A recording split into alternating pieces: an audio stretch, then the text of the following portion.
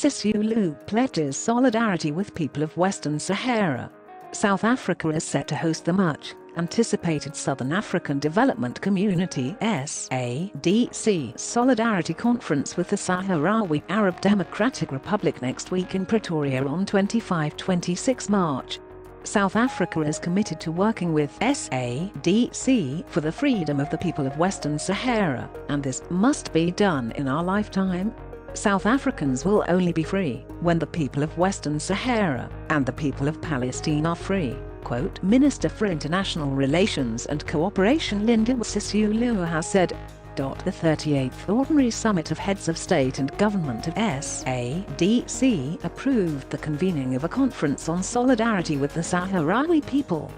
During the Solidarity Conference, the SADC heads of state will express the region's support for decolonization and self-determination for Western Sahara on the basis of the values and principles that have guided the quest for independence throughout Africa. The SADC conference is very important as it is the first time a regional economic community shows its solidarity with the Sahrawi people. The conference draws its inspiration from recent attempts by the AU and UN to close this sad chapter of Morocco's occupation of Western Sahara, which has systematically been denied the right to self-determination, quote, Dr. Gavla Peer, extraordinary professor at the University of Pretoria, has said.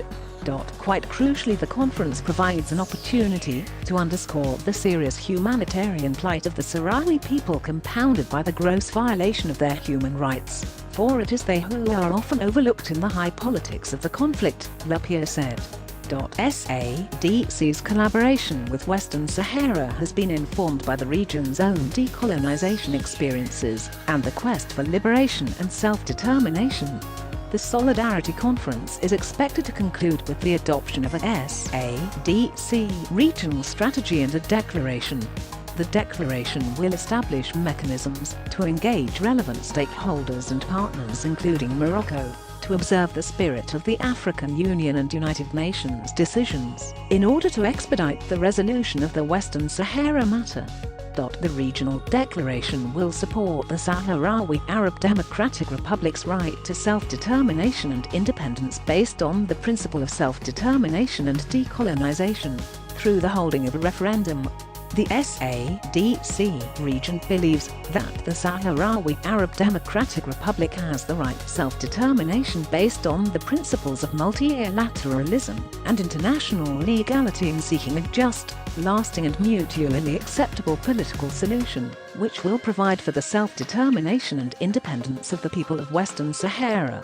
The SADC region believes in the principle of the sanctity of inherited colonial borders in Africa, and the right of peoples of former colonial territories to self-determination and independence as contained in the Constitutive Act of the AU. This necessitates respect of international human rights law in the occupied territories, notably the right to freedom of association, assembly, movement, and expression, and respect of international humanitarian law.